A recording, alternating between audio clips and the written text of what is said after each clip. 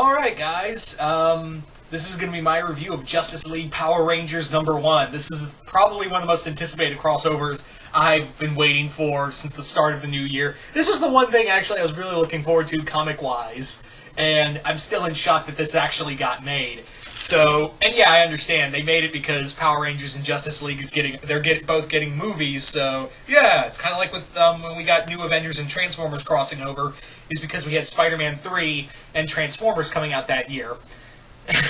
There's a marketing to this madness. Anyway, so let's kick things off with the first issue, and boy, does this issue just hit. This series looks like it just hits the ground running, because seriously, this thing the page 1 is go.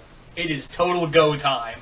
But this is more from the Power Rangers perspective. You do get to see some DC characters, but this is mostly a Ranger-centric story.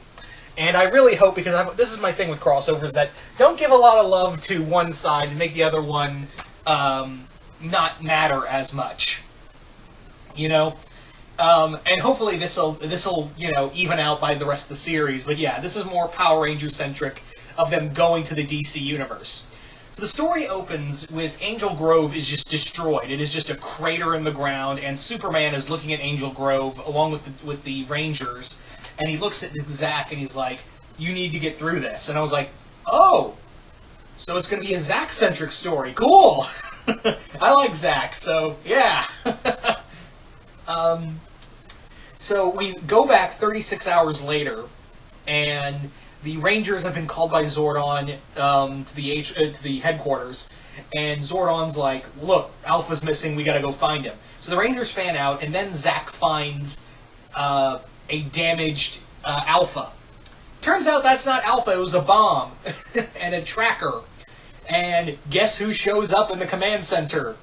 Zed and a platoon of putties. So this is all going on. This is total madness. Zed has found his way into the command center. He is wrecking shit, and Zack's the only one at the moment who can fight him, while the others are distracted with the putties. So in a moment of desperation, Zack knows he can't beat Zed head on. So he tries to teleport out, but due to the explosion from the fake Alpha, what has happened is that it's damaged the command center's teleportation systems, and Zack and Zed are both teleported out and into the DC universe. But however, during the teleportation, Zack lets go of Zed, and now Zed is probably lost in the DC universe. Not good, considering, the DC universe has some pretty nasty people in there.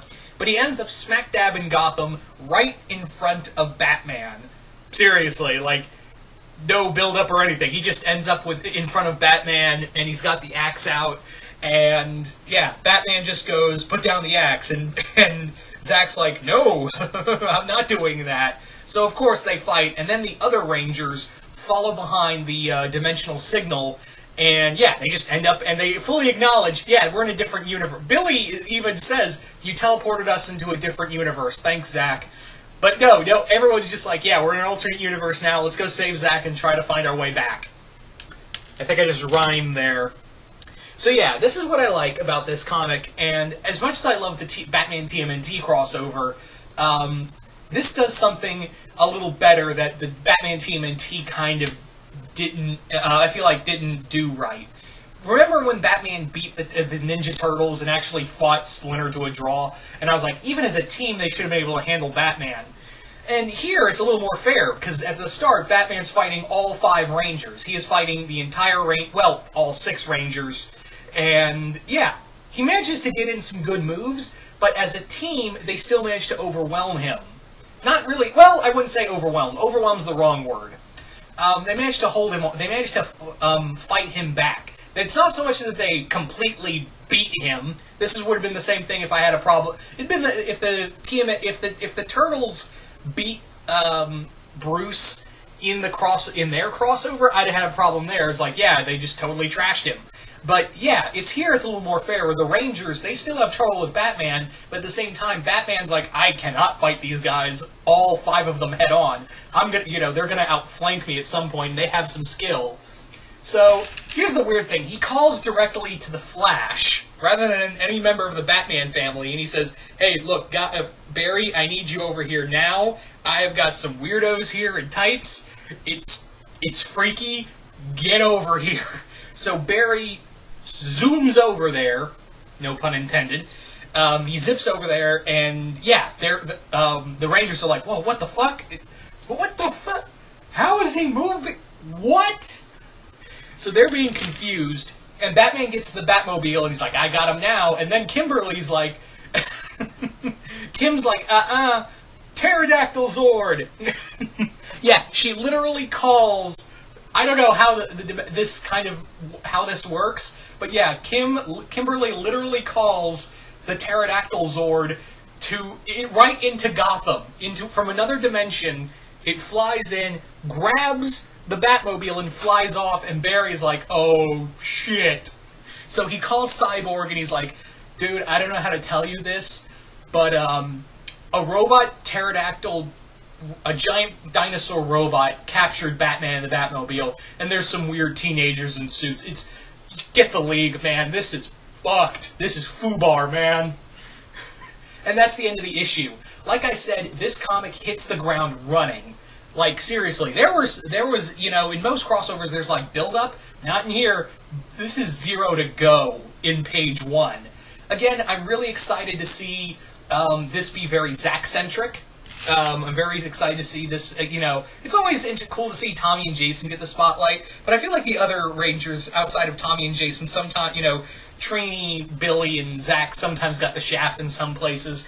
So it's nice to see one of the other Rangers get the main focus on the Ranger side. Hopefully this won't be too Ranger-centric, and hopefully balance out both the League and the Rangers. Again, this handled the whole Batman fighting Batman crossover fight a lot better. I would have preferred to see just Tommy and Batman fight, and maybe when the rest of the League show up, maybe we'll get that Batman-Tommy fight I really wanted. So yeah, maybe we'll get that in the second issue.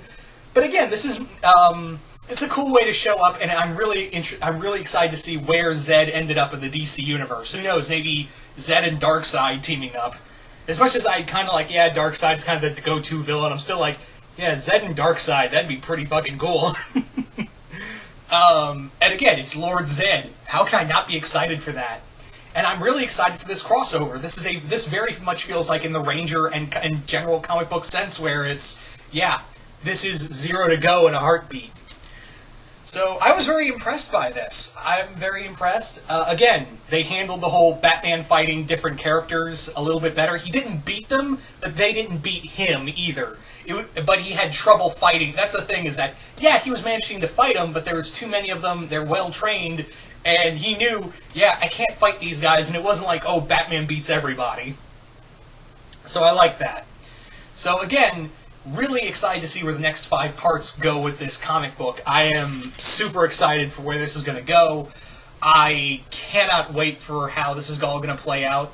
And, yeah, just a really fun crossover so far. I'm just surprised at how fast it went. So, yeah, you guys tell me, what did you guys think of Justice League Power Rangers #1? Did you guys like it? Did you guys hate it? What do you guys think of it being a Zack-centric, like Zack is going to be the main focus on the Ranger side? And who do you think, and where do you think Zed ended up? And who do you think he'll be teaming up with on the DC side? Once again, hope you all enjoyed this, and I will see you guys later.